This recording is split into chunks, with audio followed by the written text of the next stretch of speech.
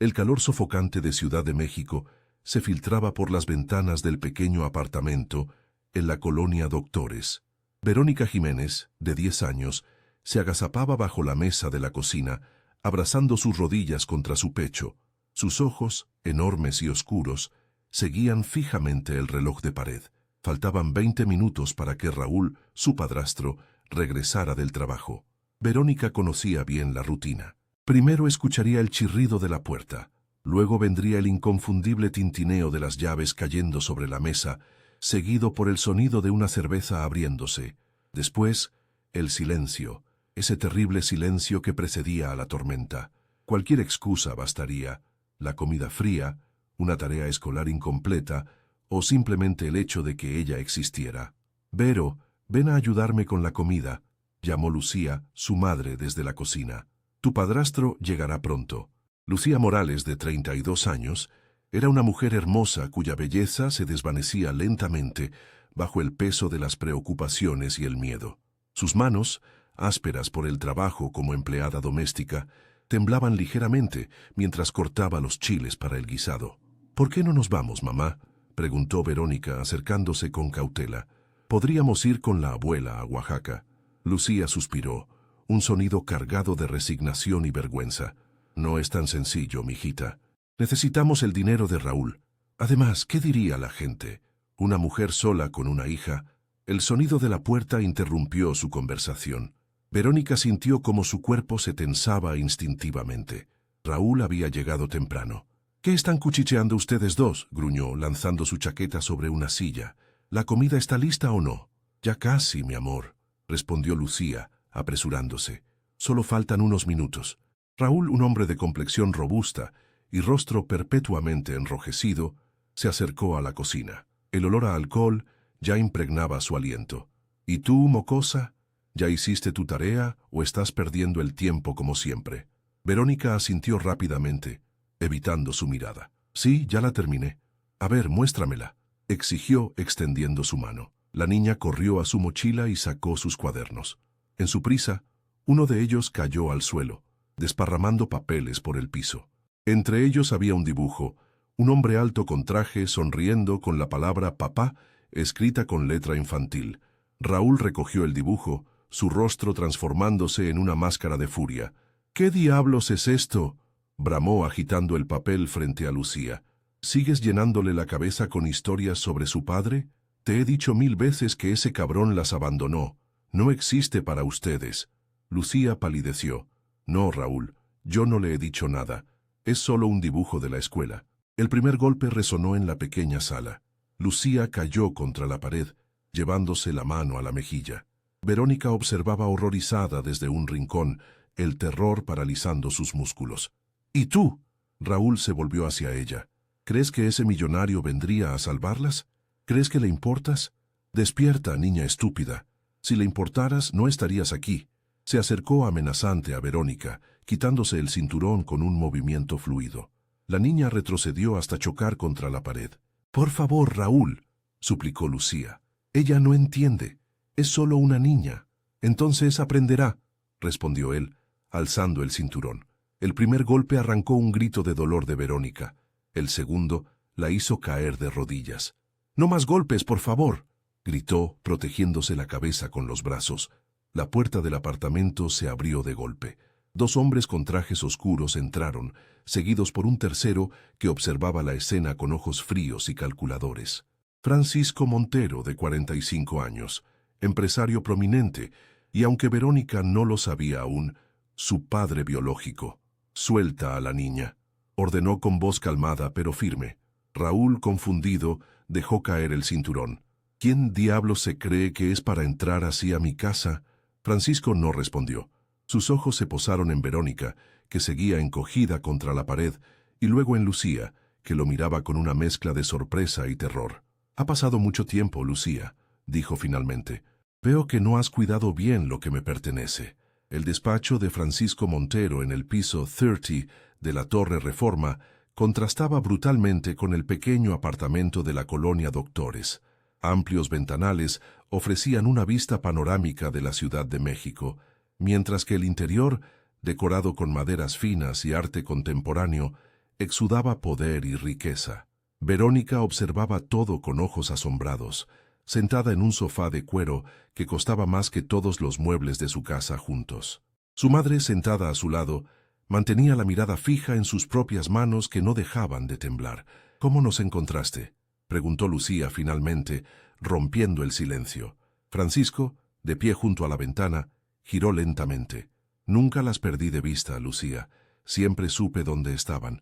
La revelación cayó como una losa sobre la mujer. «¿Y dejaste que ese hombre...?» Su voz se quebró. «No sabía sobre el abuso», respondió él con frialdad. «Mis investigadores reportaban sobre tu situación, no sobre la de Verónica. Fue un error que no volverá a ocurrir». Verónica escuchaba la conversación, sintiendo que hablaban en un idioma que no comprendía del todo. Este hombre, con su traje impecable y su voz controlada, era el mismo del dibujo que había hecho basándose en las pocas historias que su madre le había contado. Su padre. Pero no era el héroe que había imaginado. «¿Por qué ahora?», insistió Lucía. «Han pasado 10 años». Francisco se acercó a su escritorio y extrajo una carpeta. «El proyecto Marina», dijo colocando la carpeta frente a Lucía. «Hace una semana, el gobierno aprobó el desarrollo de un resort en la costa de Quintana Roo, un proyecto de $500 millones. Mi proyecto. No entiendo qué tiene que ver eso con nosotras», murmuró Lucía. «Cuando investigaba los terrenos, descubrí que una pequeña parte estaba a nombre de Roberto Jiménez. Tu padre», miró a Lucía significativamente. «El abuelo de Verónica. Necesito esos terrenos». Lucía palideció. «Mi padre murió hace 2 años. Nunca mencionó ningún terreno, porque probablemente no sabía su valor. Pero legalmente, esos terrenos ahora pertenecen a ti, y por extensión, a Verónica». Francisco hizo una pausa. «Quiero comprarlos». «¿Todo esto es por dinero?». La voz de Lucía temblaba de indignación. «¿Apareces después de 10 años por un pedazo de tierra?». Francisco sonrió, un gesto que no llegó a sus ojos. «No, Lucía. Aparezco porque finalmente tengo una razón legal para reclamar a mi hija». Las palabras cayeron como una sentencia en la lujosa oficina. Verónica miró a su madre, confundida. «¿De qué está hablando, mamá?». Lucía cerró los ojos, derrotada. «Cuando te tuve, Francisco quería la custodia completa. Me ofreció dinero a cambio de renunciar a ti. Me negué y huí», explicó con voz temblorosa. «Nunca firmé los papeles que me daba. Legalmente, nunca cedí mis derechos como madre». Francisco asintió. «Un detalle que ha sido bastante inconveniente durante años, pero ahora las circunstancias han cambiado». Se acercó a Verónica, agachándose para quedar a su altura. «Lo que vimos hoy, lo que ese hombre te estaba haciendo, es suficiente para que cualquier juez te quite de la custodia de tu madre». «No puedes hacernos esto», exclamó Lucía, poniéndose de pie. «Soy su madre». «Una madre que permitió que abusaran de su hija», replicó Francisco con dureza. «¿Cuánto tiempo lleva ocurriendo, Lucía? ¿Semanas, meses, años?». Lucía no respondió, pero las lágrimas que corrían por sus mejillas eran respuesta suficiente. «Tengo 2 opciones», continuó Francisco. «Puedo llevarte a juicio por negligencia y obtener la custodia completa de Verónica, o podemos llegar a un acuerdo». «¿Qué clase de acuerdo?», preguntó Lucía con voz débil. Francisco volvió a su escritorio y sacó otro documento. «Venderás los terrenos a mi empresa por un precio justo. A cambio, te permitiré seguir siendo parte de la vida de Verónica, bajo mis condiciones». Verónica observaba el intercambio, sintiendo cómo su mundo se derrumbaba y reconstruía al mismo tiempo. Había pasado de una casa donde los golpes eran la norma a un despacho donde su vida se negociaba como una propiedad. «¿Y si no acepto?», desafió Lucía. «Entonces usaré cada recurso legal a mi disposición. Tengo los mejores abogados de México, Lucía, y tengo evidencia del abuso». Señaló discretamente hacia una esquina del despacho, donde una pequeña cámara apenas se distinguía, incluyendo esta conversación donde admites haber permitido que continuara. Lucía palideció aún más. «Eso es manipulación. Es ilegal. Es proteger a mi hija», corrigió Francisco. «Y no es ilegal grabar en mi propia oficina». Verónica, que había permanecido en silencio, finalmente habló. «¿Me vas a alejar de mi mamá?». Francisco la miró suavizando ligeramente su expresión. «No, Verónica, quiero darte la vida que mereces, la vida que deberías haber tenido desde el principio». ¿Sin golpes?, preguntó con voz pequeña. Sin golpes, confirmó él, y con todo lo que necesites. Escuela privada, ropa nueva, tu propia habitación, todo. Verónica miró a su madre, luego a Francisco. Dos mundos completamente distintos, dos vidas posibles ante ella. La decisión parecía obvia, pero en los ojos de su madre veía un dolor que iba más allá de lo físico, una historia que aún no conocía completamente. Quiero que Raúl pague por lo que hizo, dijo finalmente, sorprendiendo tanto a Francisco como a Lucía. Si me voy contigo, ¿lo harás pagar? Francisco sonrió, esta vez genuinamente. Esa es mi hija, dijo con orgullo. Sí, Verónica, Raúl pagará por cada golpe que te dio. El juzgado familiar del Distrito Federal bullía de actividad aquella mañana. Abogados con maletines caros se cruzaban con familias angustiadas en los pasillos de mármol desgastado. En la sala 7, el caso Montero versus Morales estaba a punto de comenzar. Verónica, vestida con un conjunto nuevo que aún le resultaba extraño, se sentaba junto a Francisco en el lado derecho de la sala. Su cabello, antes siempre recogido en una simple coleta, ahora caía en ondas perfectamente peinadas sobre sus hombros. En las 3 semanas que llevaba viviendo en la mansión de las Lomas, su apariencia había cambiado tanto como su entorno, pero sus ojos seguían reflejando la misma cautela, la misma vigilancia constante. Al otro lado de la sala, Lucía esperaba junto a un abogado de oficio. Su ropa, aunque limpia, evidenciaba la diferencia abismal de recursos entre ambas partes. Cuando sus miradas se cruzaron, Verónica sintió una punzada de culpa que rápidamente reprimió. Su madre había tenido la oportunidad de protegerla y no lo había hecho. El juez Hernández, un hombre de 60 años con expresión severa, entró en la sala. Todos se pusieron de pie. Caso 457, 2025. Custodia menor, Verónica Jiménez Morales, anunció el secretario. El abogado de Francisco, Alejandro Vidal, un hombre conocido por ganar casos imposibles, se puso de pie con una sonrisa confiada. Su señoría, solicitamos la custodia completa de la menor Verónica Jiménez para su padre biológico, Francisco Montero, basándonos en evidencia de abuso físico sistemático en el hogar materno.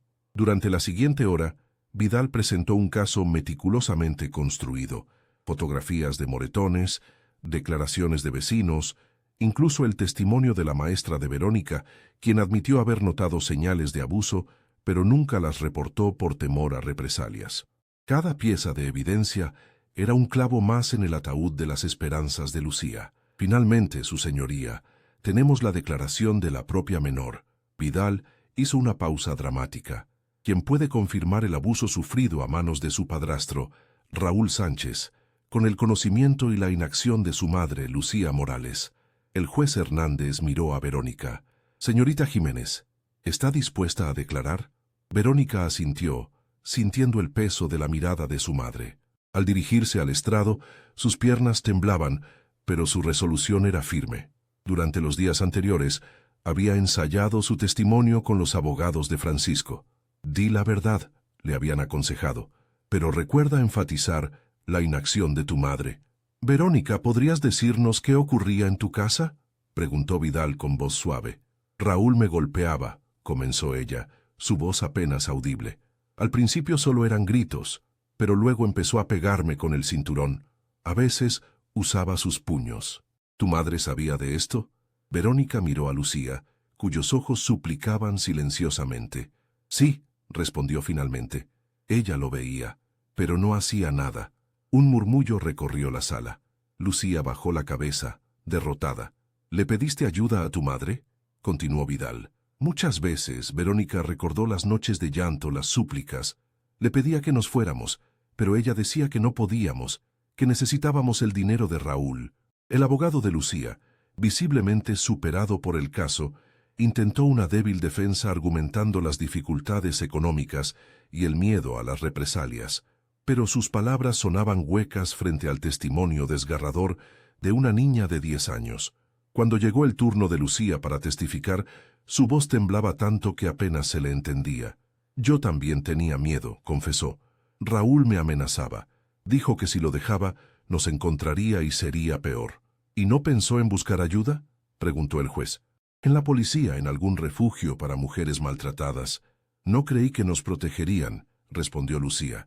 Raúl tiene amigos en la policía local.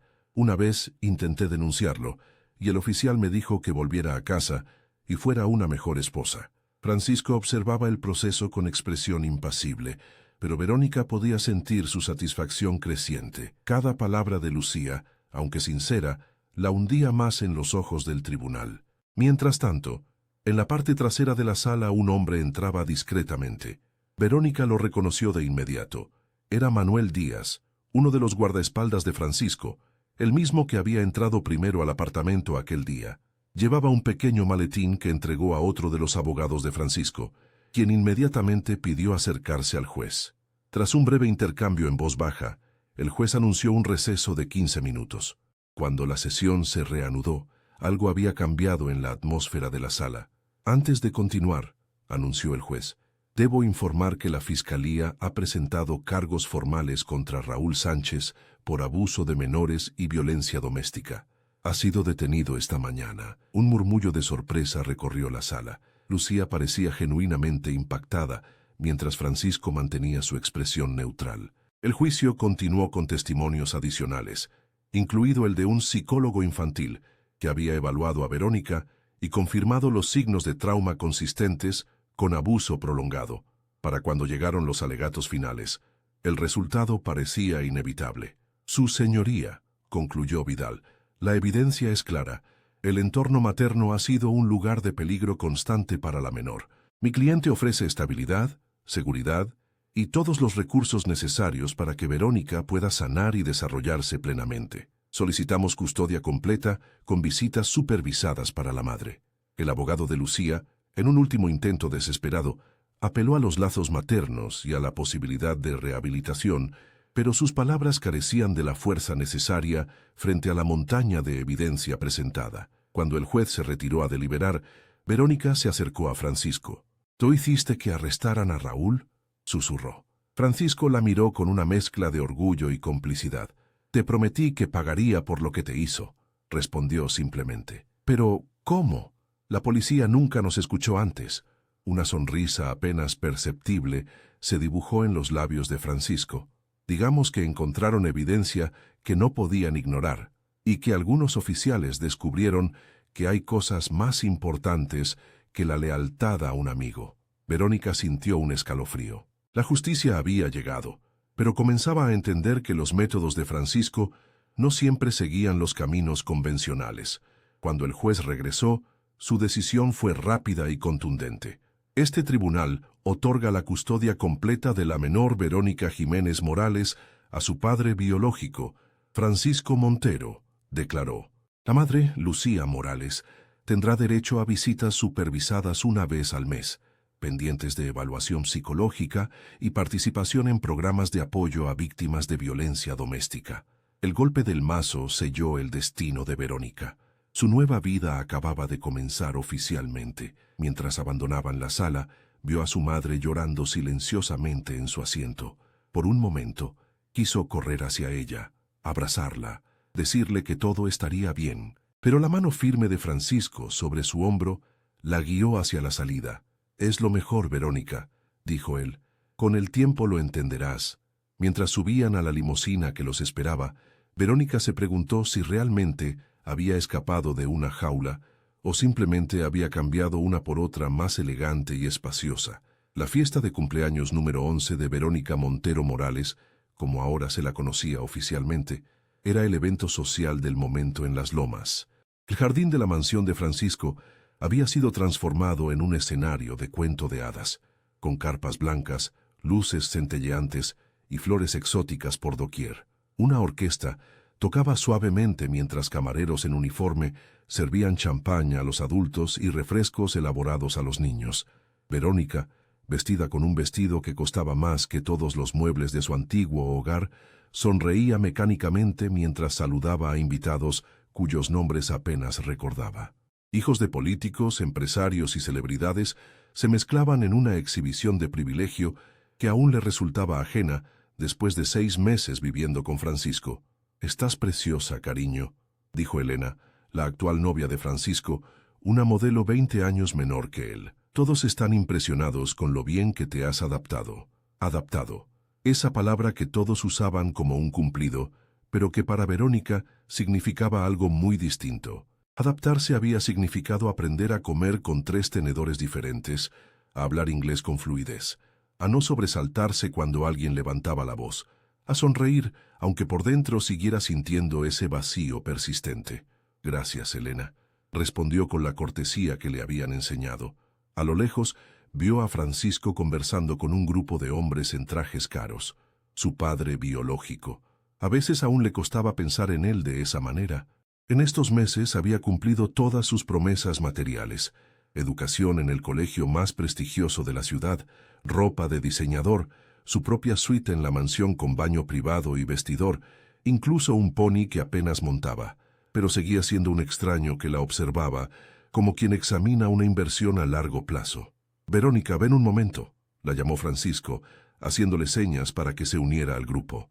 Mientras se acercaba, reconoció a uno de los hombres, el juez Hernández, quien había presidido el juicio de custodia. La sorpresa debió reflejarse en su rostro, porque Francisco rápidamente intervino. «El juez Hernández es un viejo amigo», explicó con naturalidad. «Ha venido a felicitarte personalmente. Es un placer verte en circunstancias más felices, jovencita», dijo el juez, sonriendo amablemente. Verónica asintió, sintiendo cómo las piezas encajaban en su mente. Las reuniones privadas durante el juicio, la detención oportuna de Raúl, la rapidez de la decisión. Todo había estado arreglado desde el principio. «Con permiso, tengo que saludar a mis amigos», se excusó, alejándose tan rápido como la educación lo permitía. Pero no tenía amigos allí. Los niños de su nueva escuela la trataban con una mezcla de curiosidad y desdén, conocedores de su pasado humilde. Se dirigió en cambio hacia una esquina tranquila del jardín, donde las voces de la fiesta apenas llegaban. Fue entonces cuando la vio. Al otro lado de la alta verja que rodeaba la propiedad, una figura familiar observaba la celebración: Lucía. Su madre había asistido puntualmente a las visitas supervisadas durante los primeros 2 meses, siempre con regalos modestos y una sonrisa forzada, escuchando con interés fingido las historias de Verónica sobre su nueva vida. Pero después, las visitas se habían vuelto más esporádicas. La última vez Lucía parecía distante, preocupada, con ojeras profundas y las manos más ásperas que nunca. Sin pensarlo 2 veces, Verónica se escabulló hacia un punto de la verja parcialmente oculto por arbustos ornamentales. «¡Mamá!», llamó en voz baja al acercarse. Lucía dio un respingo, como si la hubieran descubierto haciendo algo prohibido. «Verónica, mi niña», respondió con voz quebrada. «No debería estar aquí, pero quería verte en tu cumpleaños». A través de los barrotes de hierro forjado, Verónica pudo ver mejor el rostro de su madre. Había envejecido años en estos meses. Su ropa gastada contrastaba dolorosamente con el lujo que rodeaba a la niña. «¿Por qué no viniste a la última visita?», preguntó Verónica. Lucía desvió la mirada. «Ha sido difícil. Desde que Raúl está en prisión, he tenido que trabajar en 2 casas para pagar el alquiler». Hizo una pausa. «Y Francisco ha puesto nuevas condiciones para las visitas». «¿Qué condiciones?». «Quiere que firme los papeles de los terrenos. Dice que si no lo hago, demostrará que no estoy en condiciones económicas adecuadas y eliminará por completo mis derechos de visita». Lucía esbozó una sonrisa triste. «Siempre encuentra la manera de conseguir lo que quiere, ¿verdad?». Verónica sintió una punzada de rabia. La misma manipulación, diferentes métodos. «¿Y por qué no los firmas?», preguntó confundida. «Son solo terrenos». Lucía negó con la cabeza. «No es tan simple, hija. Esos terrenos no son solo míos. Son parte de la herencia de toda la comunidad donde nació tu abuelo. Si los vendo, muchas familias perderán sus hogares», explicó. «Francisco lo sabe, pero no le importa. Su resort arrasaría con todo». La revelación golpeó a Verónica como una bofetada. Todas las piezas comenzaban a encajar. El repentino interés de Francisco en rescatarla, la coincidencia del proyecto Marina, la presión sobre Lucía. «Señorita Verónica, su padre la busca». La voz de Manuel, el guardaespaldas, la sobresaltó. Lucía retrocedió instintivamente, pero ya había sido vista. «Señora Morales, está violando la orden de restricción», dijo Manuel con frialdad. «Si no se retira inmediatamente, tendré que llamar a seguridad». Estoy en la vía pública, respondió Lucía con dignidad. Solo vine a desear feliz cumpleaños a mi hija. Manuel se limitó a tomar a Verónica del brazo, conduciéndola de vuelta a la fiesta. Suéltame, protestó ella. Me estás lastimando. Su padre dio instrucciones específicas de mantenerla alejada de su madre, fuera de las visitas supervisadas. Respondió él, sin aflojar su agarre, por su propio bien. Cuando llegaron junto a Francisco, su expresión serena apenas ocultaba la furia en sus ojos. ¿Te puede saber qué hacías hablando con ella?, preguntó en voz baja, manteniendo su sonrisa para los invitados. Es mi madre, respondió Verónica, desafiante. Y hoy es mi cumpleaños. Tu madre tiene prohibido acercarse sin supervisión, replicó él. Son las reglas, Verónica, las mismas reglas que la protegen a ella de las consecuencias legales de su negligencia. Hizo una pausa. Ve a cortar tu pastel. Hablaremos de esto más tarde. Verónica se dirigió al centro del jardín, donde un elaborado pastel de 3 pisos la esperaba. Mientras todos cantaban las mañanitas, su mente trabajaba frenéticamente. En estos meses había aprendido a observar, a escuchar, a conectar información. Francisco nunca hablaba de negocios frente a ella, pero su despacho en casa estaba lleno de documentos sobre el proyecto Marina. Después de soplar las velas y recibir los aplausos de rigor, Verónica se excusó para ir al baño. En lugar de eso, se dirigió rápidamente al despacho de Francisco. Conocía la contraseña de su computadora. La había memorizado una tarde mientras fingía hacer tarea. Buscó rápidamente los archivos del proyecto y los envió a la dirección de correo de su profesora de literatura, la única adulta en quien confiaba en su nueva escuela. Luego borró el registro del correo enviado y volvió a la fiesta. Francisco la observaba desde lejos, con una expresión indescifrable que mezclaba orgullo y sospecha. Esa noche, después de que los invitados se marcharon, Francisco llamó a Verónica a su despacho. La estancia, con sus paredes forradas de libros y su escritorio de caoba maciza, imponía un respeto casi reverencial. «Siéntate», ordenó señalando una silla frente a él. «Tenemos que hablar sobre lo ocurrido hoy». Verónica obedeció, manteniendo la espalda recta como le habían enseñado en sus clases de etiqueta. «Tu madre estaba violando una orden judicial», comenzó Francisco. «Comprendo que tengas sentimientos hacia ella, pero debes entender que las reglas existen por una razón». «¿Qué razón?», preguntó Verónica con una calma que ocultaba su nerviosismo. «¿Presionarla para que firme los papeles de los terrenos?». La expresión de Francisco se endureció. «Veo que te ha estado llenando la cabeza con historias», respondió. «Los terrenos son un asunto de negocios entre tu madre y yo. No tienen nada que ver con nuestra relación». «Ella dice que hay familias viviendo en esos terrenos», insistió Verónica. «Gente que perdería sus hogares». Francisco suspiró, como quien debe explicar algo obvio a alguien que se niega a entender. «El progreso siempre tiene un costo, Verónica. Ese resort creará cientos de empleos, traerá turismo, mejorará toda la región». Hizo una pausa. «Tu madre ve el mundo de forma simplista. No entiende cómo funcionan los negocios». «¿Y por eso le quitas su derecho a verme?». La voz de Verónica comenzaba a temblar. «¿Es eso justo?». «Justo», repitió Francisco con una sonrisa amarga.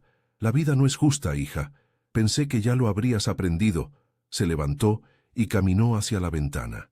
«Tu madre te mantuvo en la pobreza. Permitió que ese animal te golpeara. Yo te rescaté. Te di todo lo que puedas necesitar. ¿Quién es más justo?». Verónica guardó silencio. No había respuesta correcta a esa pregunta. Ambos, a su manera, la habían utilizado para sus propios fines. «No sé por qué estás tan preocupada», continuó Francisco, cambiando su tono por uno más suave. «Tu madre firmará eventualmente. Todo el mundo tiene un precio». «¿Incluso yo?», preguntó Verónica. «¿Cuál es mi precio?». La pregunta pareció sorprender genuinamente a Francisco. Por un instante, algo similar a la vergüenza cruzó su rostro, rápidamente reemplazado por su habitual máscara de control. «Eres mi hija», respondió finalmente. «No tienes precio». «Pero tengo valor», replicó ella, «como los terrenos». Francisco la estudió con nuevos ojos, como si de repente viera más allá de la niña para encontrar algo inesperado. «Eres más inteligente de lo que pensaba», dijo con una mezcla de orgullo y cautela. «Tienes razón, todo y todos tienen valor. Es la primera ley de los negocios». Hizo una pausa. «Y la segunda es proteger lo que te pertenece». Yo no te pertenezco, respondió Verónica con firmeza. Ni a ti, ni a nadie. La declaración quedó flotando entre ellos como un desafío. Francisco la contempló largamente antes de sonreír, esta vez con genuino respeto. Tienes razón, y me alegra escucharlo, dijo sorprendiéndola. No quiero una hija que sea una posesión, quiero una heredera, alguien que pueda continuar lo que he construido cuando yo no esté. Se sentó nuevamente, inclinándose hacia adelante con interés renovado. Te propongo un trato, continuó. Déjame enseñarte cómo funciona realmente el mundo. No el mundo de las fantasías y la moralidad simplista, sino el mundo real donde se toman las decisiones importantes. A cambio, cuando llegue el momento, tú decidirás qué hacer con el proyecto Marina. Verónica lo miró con incredulidad. ¿Me dejarías decidir? Cuando cumplas 18, si demuestras el juicio necesario, sí, asintió Francisco. Los negocios son como el ajedrez, Verónica. Necesitas aprender a pensar varios movimientos por delante. La oferta era tentadora, pero Verónica había aprendido a desconfiar de las promesas fáciles. ¿Y mientras tanto?, preguntó. ¿Qué pasa con mi madre? Las visitas continuarán según lo establecido por el juez, respondió Francisco. Y si demuestras que puedo confiar en ti, consideraré permitir encuentros menos restrictivos. Era un comienzo, pensó Verónica. No era libertad, pero era una grieta en los muros que la rodeaban. Acepto, dijo finalmente, con una condición. Francisco enarcó una ceja, entre divertido y sorprendido por su audacia. ¿Una condición?, repitió. Interesante. ¿Cuál sería? Quiero que mi madre reciba ayuda, respondió Verónica. Un trabajo digno, una casa segura, sin presiones por los terrenos hasta que yo decida. La petición pareció genuinamente sorprender a Francisco. Por un instante, Verónica vislumbró algo similar al respeto en sus ojos. Eres una negociadora nata, dijo con una sonrisa. De acuerdo. Tu madre recibirá un puesto en una de mis empresas y un apartamento en una zona mejor. A cambio, tú te comprometes a aprender, y nada de comunicaciones a escondidas, añadió, su tono endureciéndose ligeramente. Nada de correos electrónicos enviados desde mi computadora. El pulso de Verónica se aceleró. Lo sabía. Aprenderás que pocas cosas escapan a mi atención, continuó Francisco. Afortunadamente, intercepté ese correo antes de que llegara a su destino. Un movimiento impulsivo, pero entendible dadas las circunstancias. No volverá a ocurrir, ¿verdad? Verónica asintió, consciente de que acababa de recibir tanto una advertencia como una segunda oportunidad. Bien, Francisco se levantó, dando por concluida la conversación. Mañana comenzarás a acompañarme a la oficina después de la escuela.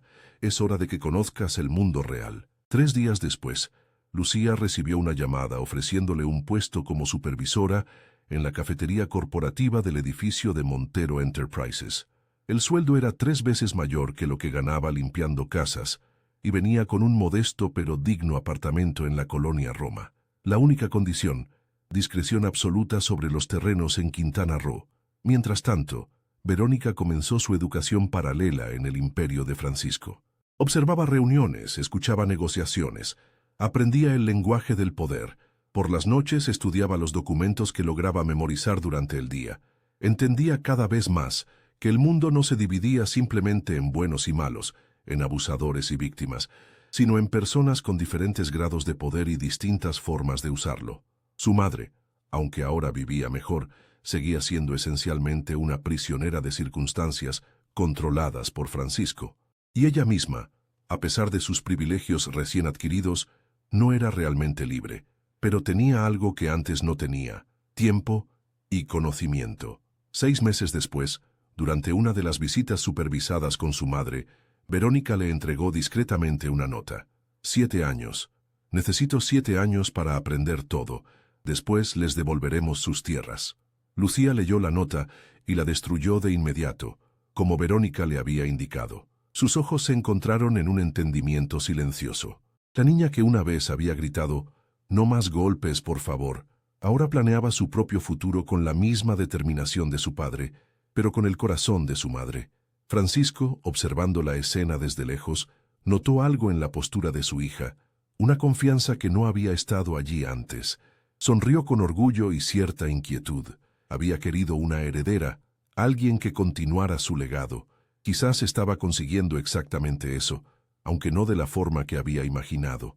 Verónica miró hacia él y sostuvo su mirada sin parpadear. Ya no era la niña asustada de la colonia Doctores, ni la adquisición trofeo de las lomas. Era alguien nuevo, forjándose entre dos mundos, aprendiendo a usar las reglas del juego para cambiarlo desde dentro. No había escapado realmente.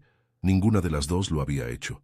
Pero habían encontrado algo quizás más valioso que la libertad inmediata: la paciencia estratégica, la capacidad de esperar y planear. Y en ese momento, mientras las dos potencias que habían definido su vida la observaban desde lados opuestos de la habitación, Verónica sintió algo nuevo floreciendo en su interior.